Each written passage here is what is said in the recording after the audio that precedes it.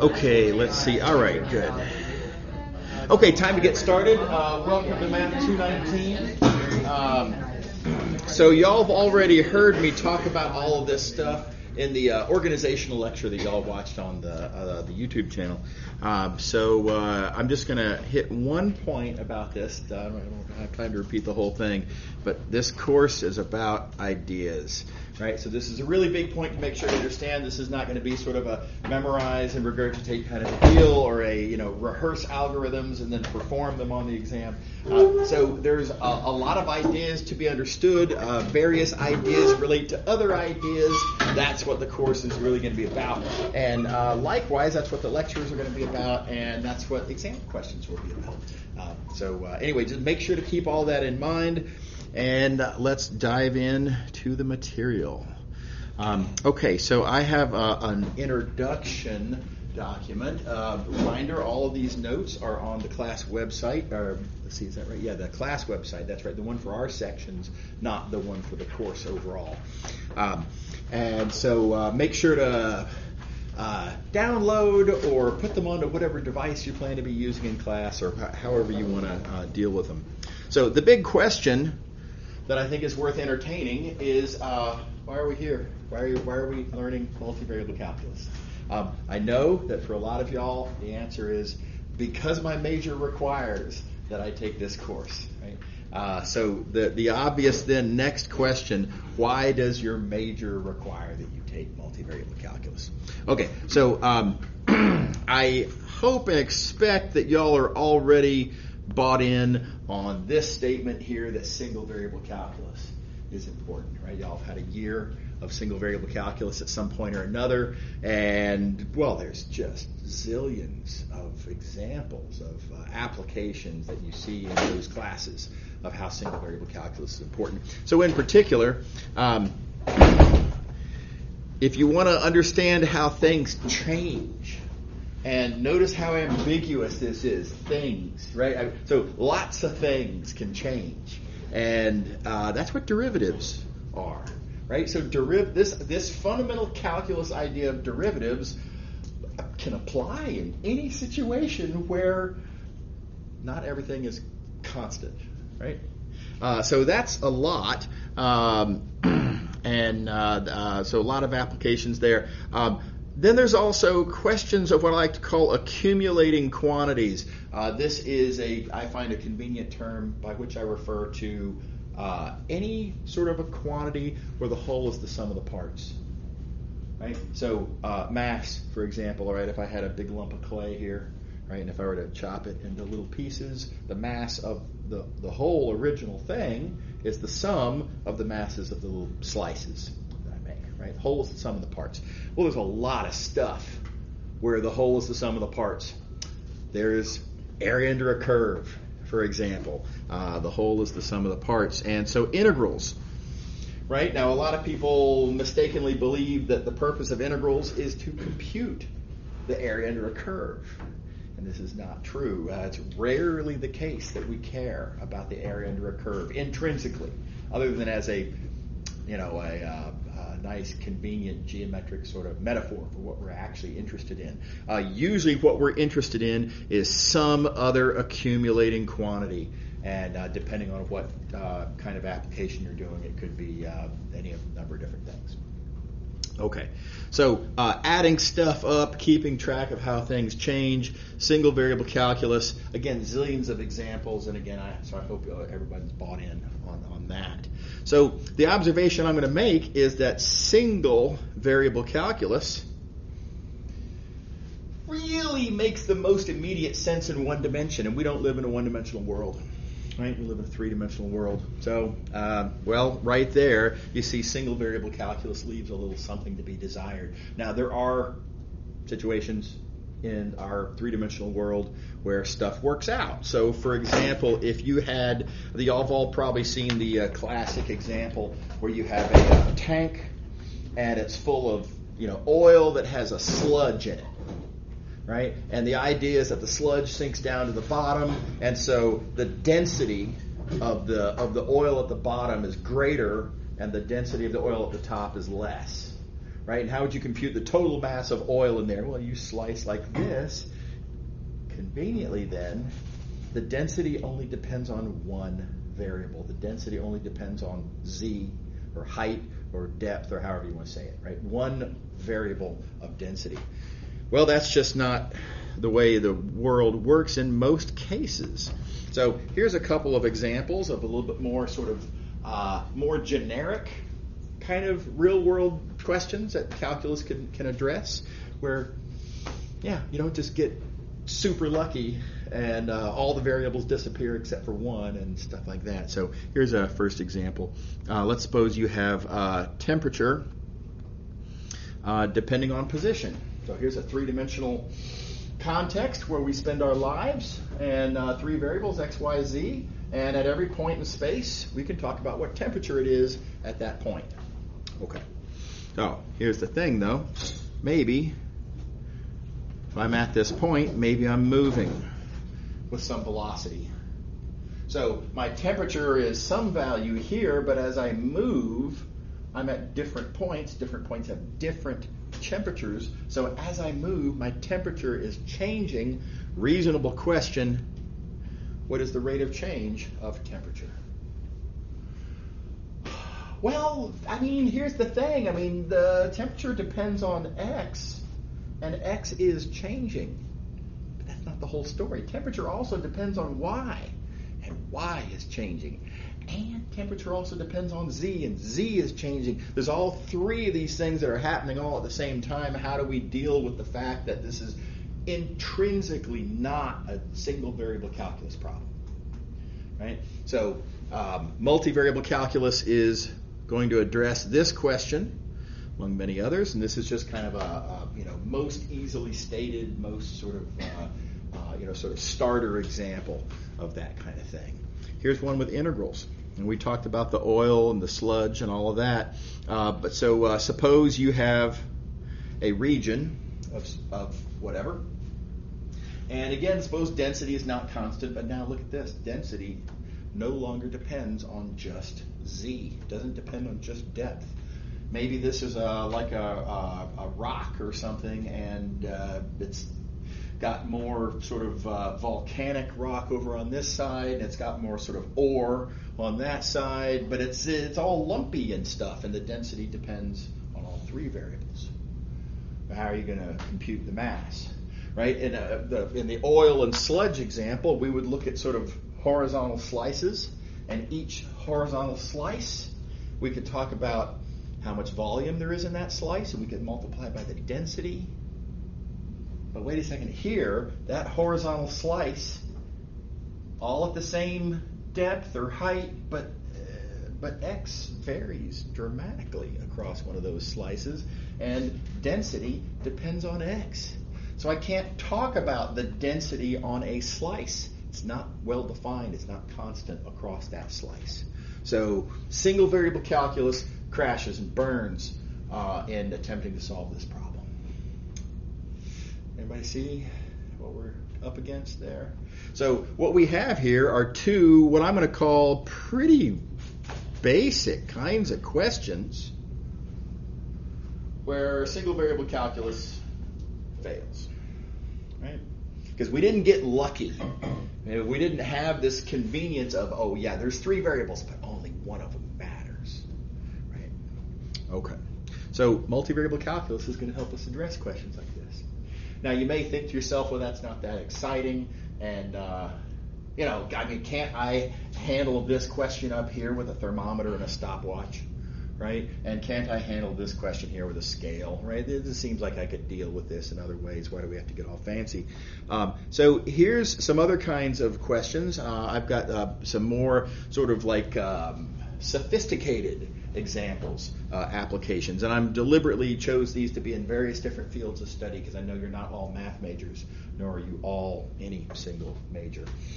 So I'm going to start off with one about economics. This is a example is a strong word. This is what an economic model kind of looks like. I did just make up this equation. The point here is that an economic model is an equation that involves variables of interest to some sort of economic situation, right? So this is, hypothetically an example, and we have, you see here, 5 different variables. Let's see, what do we got here? Price, quantity, interest rate, capital, and labor, let's just say. And for whatever reason, the model that we're working with requires that this great big expression involving those 5 variables always be 0. Yeah, whatever. Who knows where this came from? Okay, that being the case, can I solve for P? Sadly, no, and not even close. Right? I mean, it's cubic right off the bat, but then even worse, it's inside of an exponential, so no hope. You can't solve for P. Well, if you can't solve for P, then it's not looking good for being able to find the derivative of P, is it? You can't even find P itself.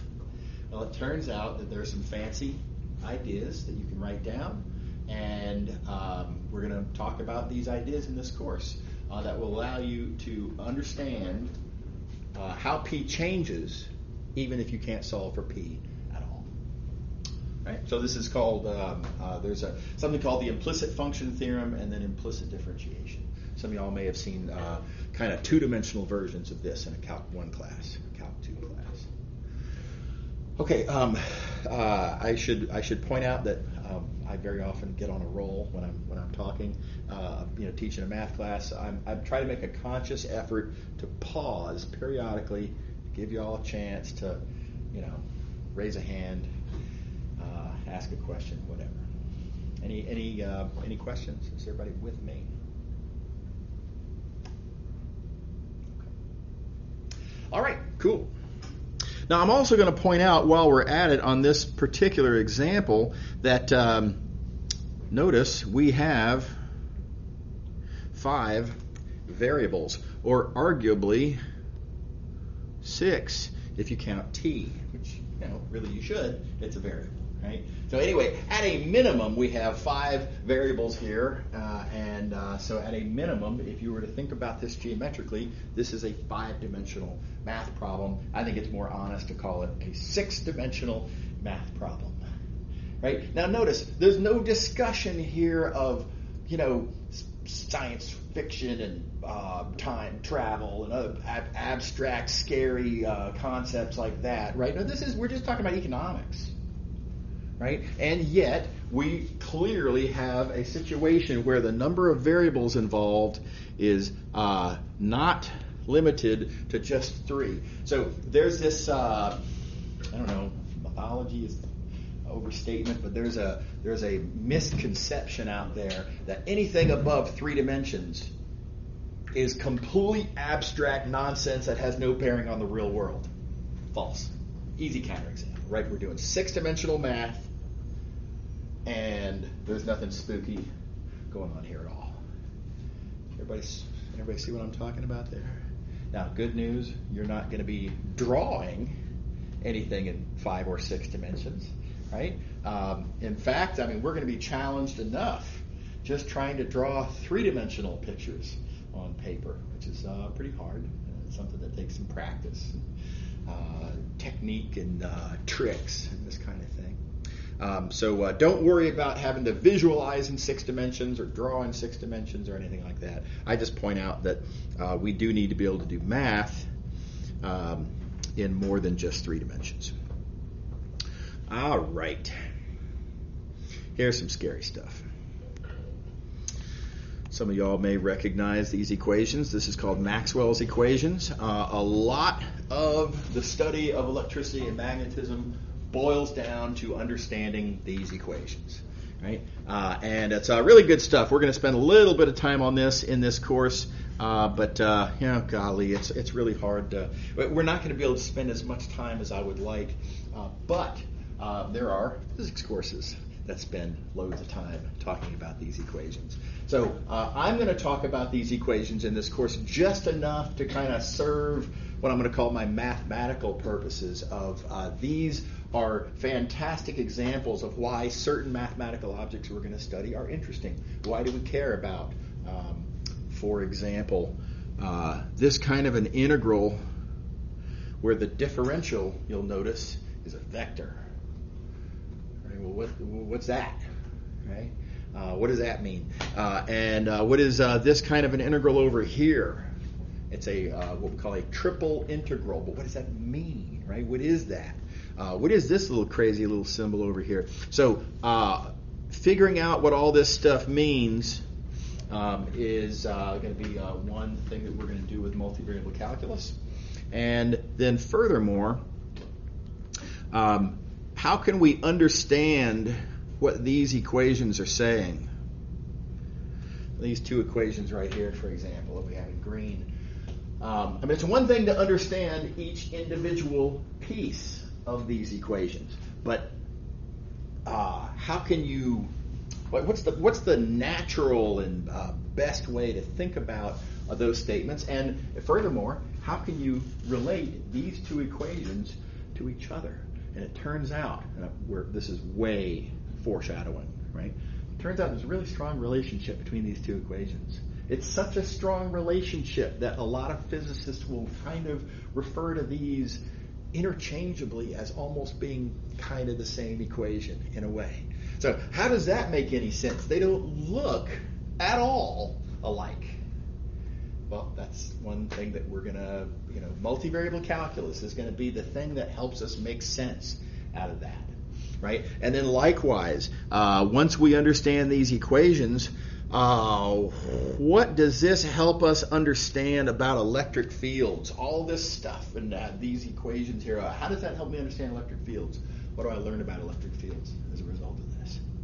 So multivariable calculus is going to be the answer to all of these questions. And very, very important stuff if you are studying either physics or engineering. And I'll mention that one time I was talking with a professor in the engineering school, and I asked this professor, what's the most important thing to you as an engineering professor about multivariable calculus? We're just trying to get their point of view on how we should teach our courses. And they said, okay, well, vector calculus, which basically is what this is, number one. Number two, vector calculus. Number three, vector calculus. Right? It's like the old statement about what's the most important thing in real estate? Location, location, location. Have you all heard that one before? Yeah, so same deal here. So anyway, this will come later in the course, but it's bonkers important for engineers and physics majors, and a little bit also chemistry majors, and that's probably most of it, but that's still pretty broad. Okay, speaking of chemistry majors, if you're doing chemistry, you need to understand molecular bonds in some sense. How do molecular bonds work? Big topic, but loosely it comes from the behavior of electrons. How do electrons behave? Well, turns out, and that's another big question, but the way electrons behave, very largely described by this thing called Schrodinger's equation. It's this right here. And this also, some of the same questions that we saw above. What does this mean? What is this thing here? Right? And what is that thing there? And furthermore, once you understand what those things are, how do you solve this equation? So now we are not going to be solving Schrodinger's equation in this class, but ultimately solving Schrodinger's equation is just kind of multivariable calculus, amped up, extreme version of multivariable calculus. Okay. So this class that we're in right now is the first step in the direction of being able to do this stuff right here. And chemistry majors in the class will eventually be taking a class called physical chemistry that will touch on some of these things. Okay. All right. So those three examples I just showed you are just the ones that happened to occur to me while I was writing these notes. These are not all of it. I mean, the multivariable calculus applies extremely broadly in many different departments and in many different divisions, right? Fields across the sciences, social sciences, natural sciences, quantitative sciences. It's just all over the place. Very, very important. So many different applications. And here's my nice little summary so again, back to the original question. Why are we studying multivariable calculus? It's because multivariable calculus is the calculus of the real world, really, if you get right down to it. Right? Single variable calculus is the special case. In general, multivariable world, multivariable calculus. You buy it? Everybody happy? Any questions? Feel free. Okay. All right, so that's the pitch. Let's dive into the material. Chapter 1's largely about linear algebra. Oh, let's see here. I don't want to be in the pencil mode. Let me get to that. Here we go. Linear algebra. Y'all have had a course in linear algebra already, either 218 or 221. Okay. So to a large extent, I'm going to rely on that course to make sure that you're good with various topics of linear algebra. This brings me to observation I have to make about how I design my lectures in this class. Sadly, there's a tremendous amount of material in this course, and there's so many different things to say about these so many different topics that I need to cover in this class. And really, if you take everything that I would like to be able to say about every topic that we really need to cover in this course, it's just way more than the amount of contact time that we have this or any term. So I'm going to be doing, as I always have, something that is actually pretty common across campus.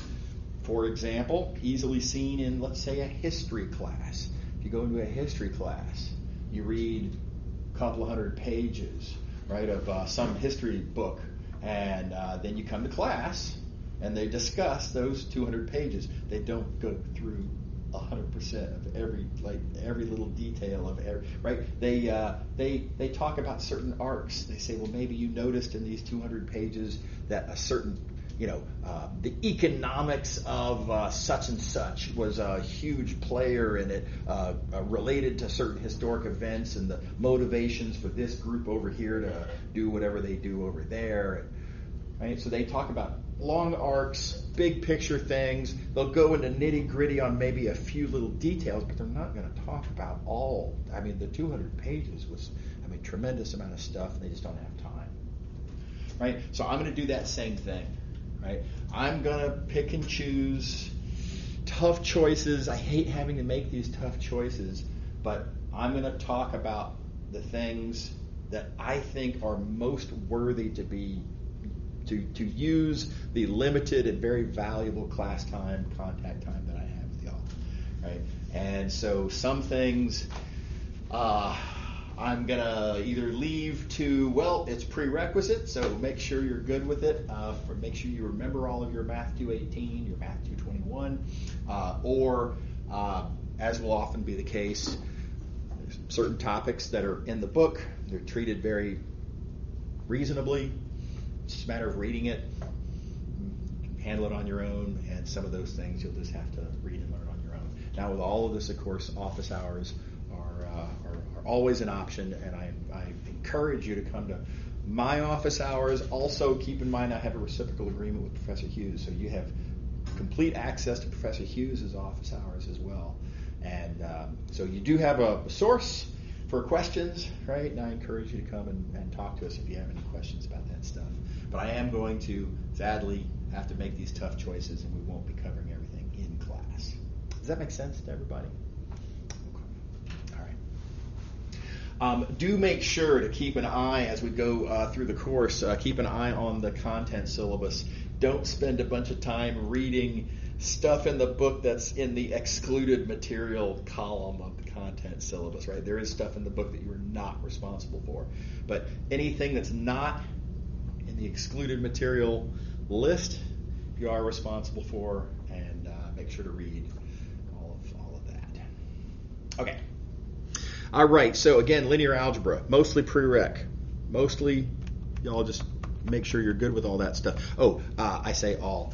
I'm not going to bring up Jordan canonical form at all, right? So most of linear algebra actually is not going to come up.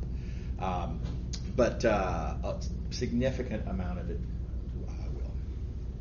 will. Okay, so now here's one that I'm going to talk about largely because it's highly geometric, and I can imagine some linear algebra sections might just felt like talking about it in that course. So this is also such a quick little discussion. All this says is if you add two vectors, here's the sum. Y'all remember, I presume, how to add two vectors in the corresponding little picture there. It makes a little triangle. Well,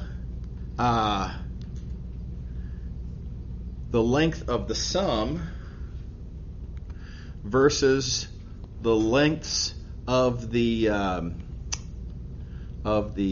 summands, I guess you'd say.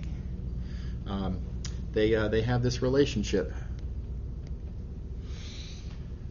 So blue plus orange is greater than or equal to green.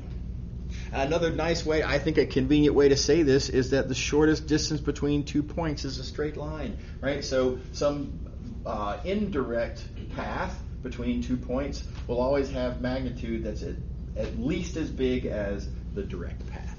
So again, shortest distance between 2 points, straight line. That makes sense to everybody? It's a pretty believable result. You can prove this by playing games with the dot products and magnitudes and Cauchy-Schwarz and stuff like that. But that, again, is a linear algebra thing, and you can refer back to that if you'd like. Okay, now here's one that I think is actually more important for our purposes, and you probably have seen this, but again, it's really important. I want to make extra sure that y'all all have seen and understand this one. It's about matrix vector products. If you multiply a matrix times a vector, and I know y'all know how to do that. Right? The big point here is that there are different ways to multiply a matrix times a vector. They all get you to the same result. They're ultimately all the same, but there are different ways of thinking about it. And the one that I know you all know is the sort of row dot column, kind of dot product point of view on matrix vector multiplication. So this is different. This is not about dot products. This here says that a matrix vector product is a linear combination.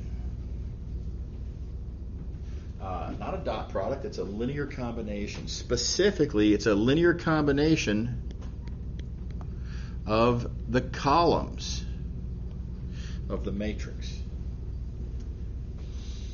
Now that's kind of wild. Just real quick pause. Kind of wild if you think about it. When you multiply a matrix times a vector, this result that you're accustomed to thinking about in terms of dot products, this will always be a linear combination of the columns of the matrix. That's an interesting idea, right? That's a concept that has some meaning, right? So that's potentially useful, and in fact is going to pay off pretty big in a couple pages. Okay, so linear combination of the columns. Specifically, it's a linear combination where the vector gives the coefficients in the linear combination. Specifically, the coordinates of the vector are the coefficients of the linear combination. So, kind of a different point of view on matrix vector multiplication.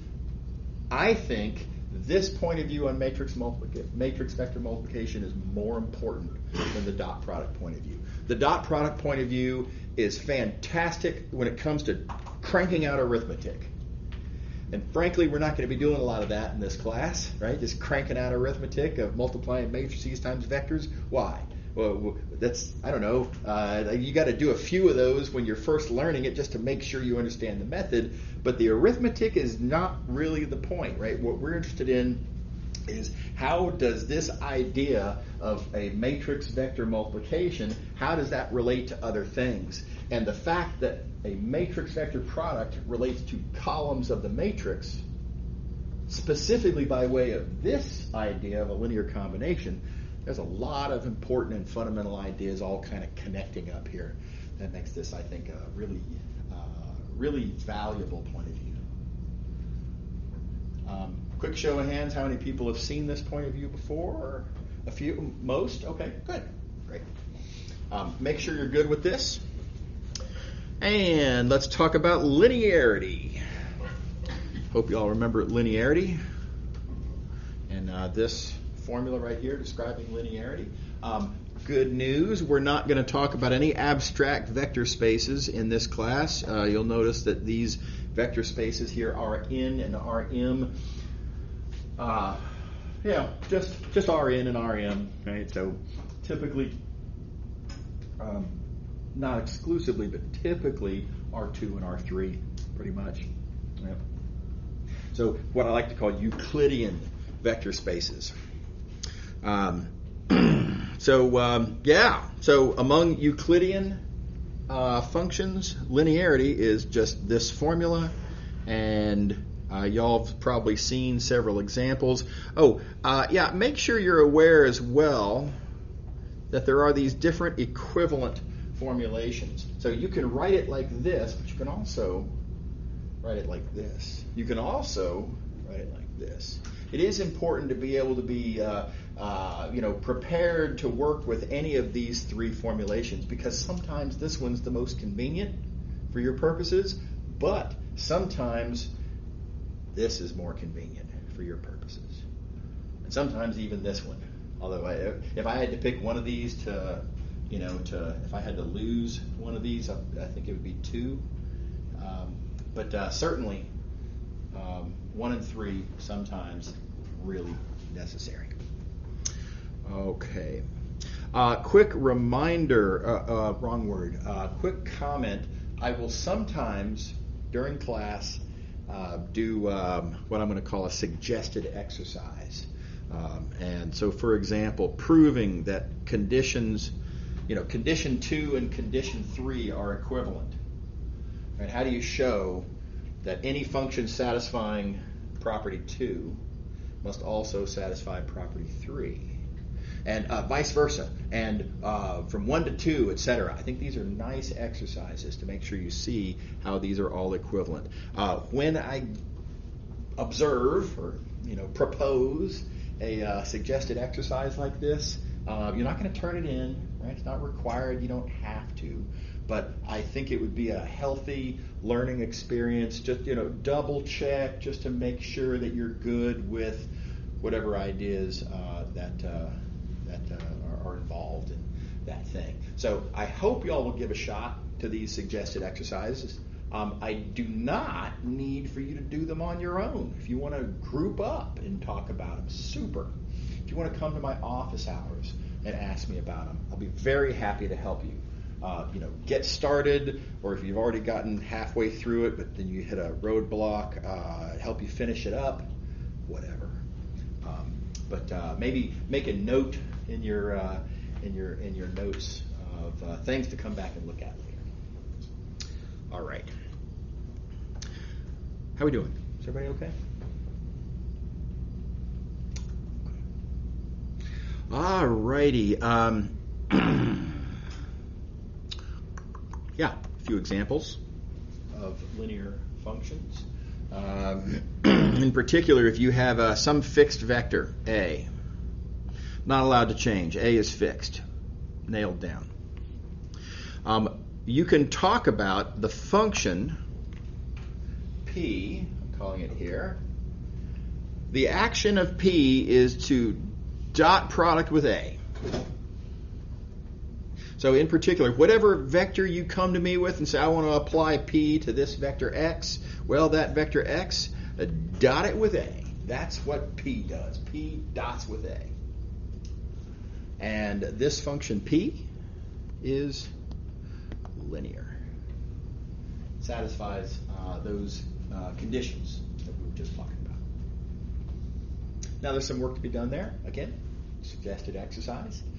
Make sure that you can do that. Now the way you confirm that a function is linear is you just plug it into the required equation. Just make sure that the equation works. Make sure that these conditions here, I like to use condition 1 here. Just make sure that it satisfies this condition up here. Okay.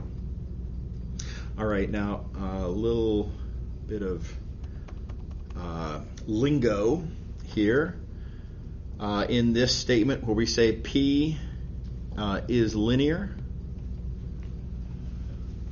very often we'll abbreviate this by saying the dot product is linear. Now that's an abuse of terminology and not technically true. The dot product is an operation, right? So it's not really, the way we think of it, it's not really a function. Linearity is a feature of a function. So if I say that dot product is linear, you just have to listen between the lines. It's just that we mean this, and it's just kind of inconvenient to say the dot product can be used to define a function P that is the dot product of the fixed constant vector A, and so defined, that is a linear function. That's too much talking, it's too much syllables, it takes too much time, it's inconvenient. It's a lot easier to just casually say dot products are linear.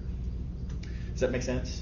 Are you kind of... All right, so be prepared for that kind of casual terminology. Likewise, cross products are linear. And again, I don't really mean cross products themselves are actually linear. I mean that if you use cross product with a fixed vector A to define a function, that resulting function is linear. Is everybody happy? All right. Okay, here's a weird one. This involves determinants, and I emphasize now determinant is not linear. Determinant is a function that takes a matrix and gives you a number. Not linear. Definitely not linear. Now that said, I'm going to define a different function by taking a bunch of fixed vectors and then observing that, hey, if you come to me with another vector x, I can make that the last row of my matrix, and here's what I mean by my new function d. D is the action of taking all these original constant vectors, then taking my given input x, assembling them as a matrix, and then taking the determinant of that whole thing. Now notice, this D, what I've got in purple there, D acts on a single vector. It acts on just that one vector x. D is a great big bunch of stuff. And D is linear. Now I emphasize, I'm not saying determinant is linear. Again, determinant acts on a whole matrix. It's not linear. It's easily confirmed, not linear. But D, which assumes the first n minus 1 rows and is then thought of only as a function of the last row, D, acting on vectors, is linear. So I don't know if y'all have seen this in your linear algebra class or not. I think this is an underappreciated fact about determinants. It's really useful in a lot of ways. Lots of things you can do with it. But like Math219 has one of the same problems that we have, which is that there's only so many contact minutes. Right? There's only so many things they can say, and they make tough choices too. Anyway, I wanted to use this as an example here because I think it's a good thing for everybody to know. Everybody okay? By the way, there's nothing magic about the last row. You could just as well put the variable x in any one of the other rows, or any of the columns, right? And the fact that there are multiple resulting senses of linearity is why we call this property multilinearity of determinants. So if you ever want to look this up anywhere, you can just, I don't know, Google or whatever, go to Wikipedia, type in multilinearity, and this will pop up. Okay. All right, moving along. Let's see, how are we doing on time? Let's see, we have, I have 10 minutes left. Yikes. Okay, I need to hustle. Okay, here's a really neat fact. I hope y'all have all seen this one as well, but again, this is super important. It's something that we're going to be doing a lot with in this class. So I want to make sure everybody's good. This is concerning, again, only Euclidean functions. So Rn and Rm, no fancy weirdo abstract vector spaces. Euclidean only. And I'm also going to be describing here, in the later statement of this fact, I'm going to be talking about how a matrix can be thought of as a function. And the way a matrix describes a function will always be this right here. If you come to me with a matrix and want to talk about that matrix as describing a function, I mean this function right here, namely multiplication by the matrix. That makes a function. Okay, so with that said, every linear transformation is a matrix, and every matrix is a linear transformation. Neat fact. Really important fact about linear algebra of Euclidean spaces.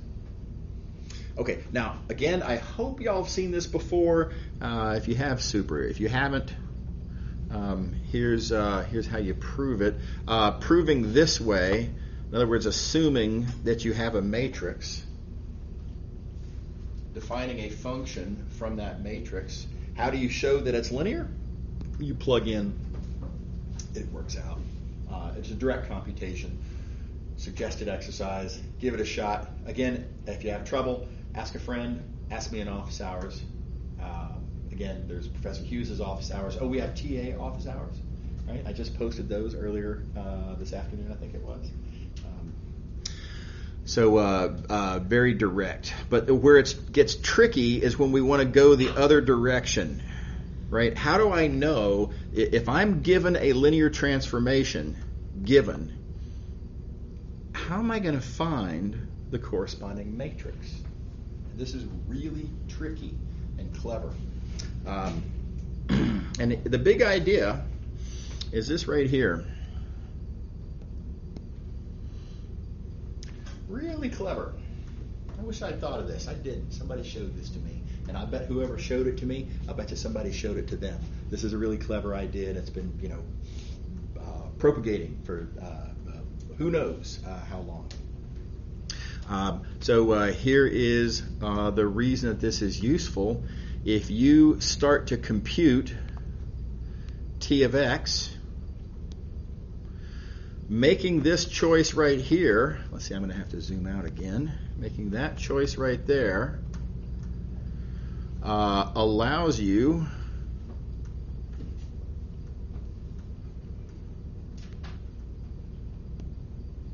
to just get AX as a result. This, making the choice, choosing to make your matrix by its columns being these formulas right here, right? So, take your standard basis vectors, plug them into your given linear transformation. By the way, a little bit of lingo, we call this the image of a standard basis vector. Letting these images of standard basis vectors be the columns of your matrix makes the matrix just work, and lo and behold, the linear transformation is described by that matrix. It's a wonderfully little convenient little calculation.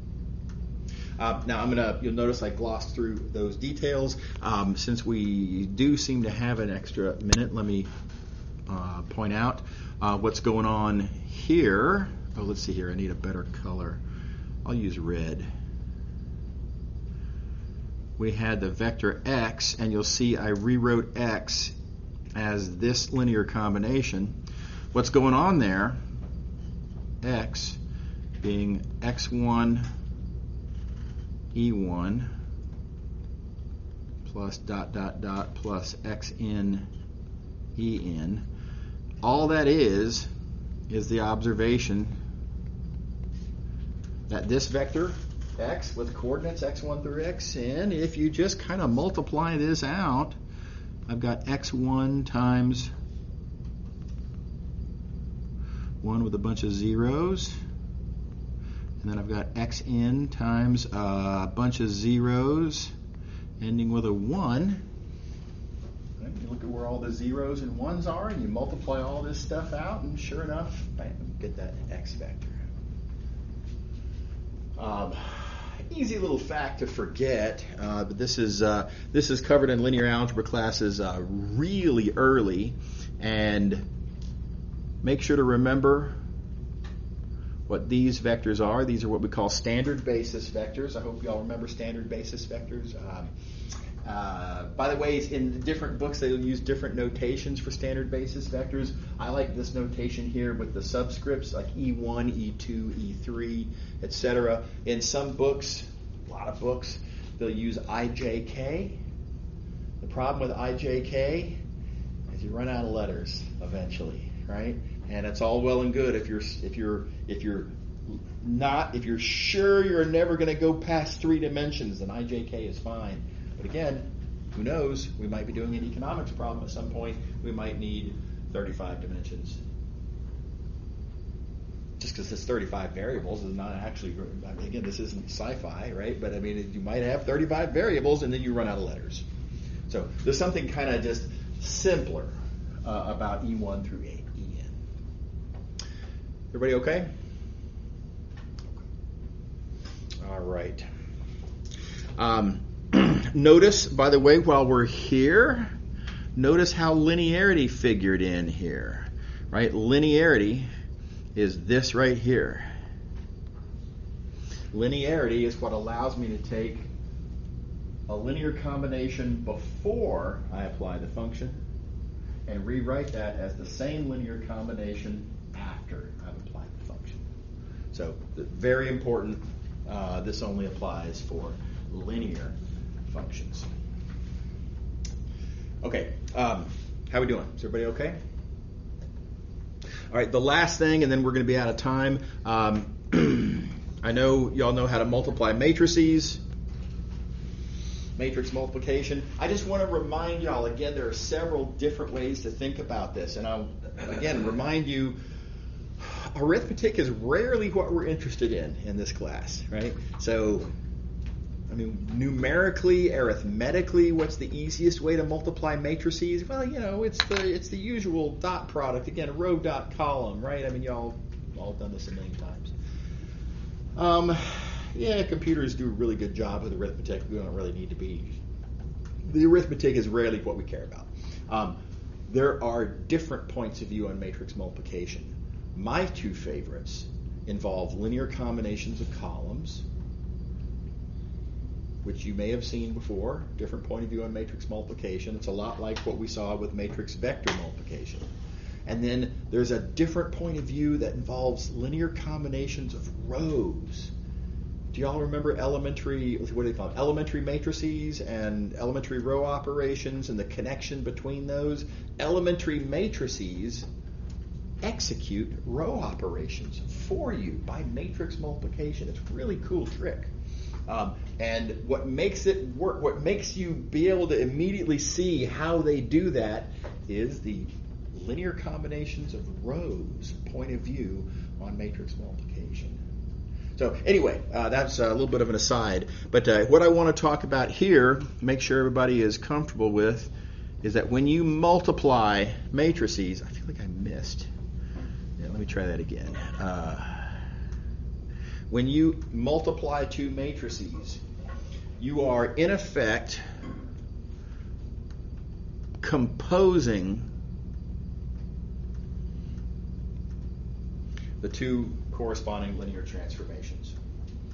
Right? So if S is represented by the matrix A and if T is represented by the matrix B, composing S and T corresponds to multiplying A and B. This is way not obvious.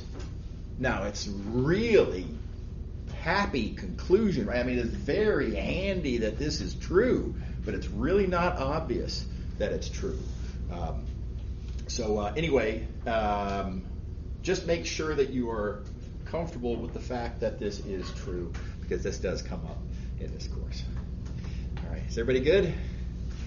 All right, we're drawing the line right here. I'll see y'all on Wednesday, and we'll pick up from there. Have a good one.